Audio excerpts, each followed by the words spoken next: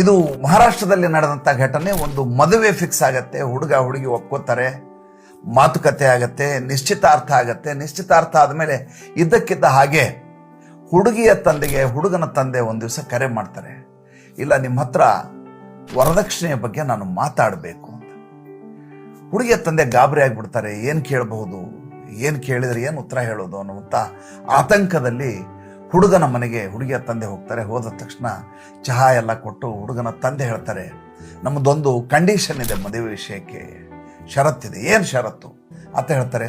ನೀವು ಎಷ್ಟು ಕೊಡ್ತೀರಿ, ಏನು ಕೊಡ್ತೀರಿ ಅನ್ನೋದ್ರ ಬಗ್ಗೆ ನಮ್ಮ ಯಾವುದೇ ರೀತಿಯಾದಂಥ ನಿರ್ಬಂಧ ಇಲ್ಲ, ಯಾವುದೇ ರೀತಿಯ ಷರತ್ತಿಲ್ಲ. ಆದರೆ ಒಂದು ಷರತ್ತಿದೆ. ಏನಪ್ಪ ಅಂದರೆ, ನೀವು ಏನನ್ನ ನಿಮ್ಮ ಅಳಿಯನಿಗೆ ಕೊಡಬೇಕು ಅಂತ ಮಾಡಿದರು, ಅಂದರೆ ನನ್ನ ಮಗನಿಗೆ ಕೊಡಬೇಕು ಅಂತ ಮಾಡಿದರು, ಅದು ಒಂದೇ ₹1 ಸಾಲವನ್ನು ತೆಗೆದುಕೊಂಡು ನಮಗೆ ಕೊಡಬಾರದು.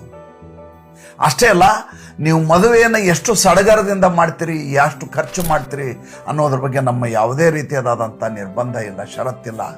ಆದರೆ ಮದುವೆಯನ್ನು ಒಂದೇ ₹1 ಸಾಲವನ್ನು ತೆಗೆದುಕೊಂಡು ಮಾಡಬಾರದು.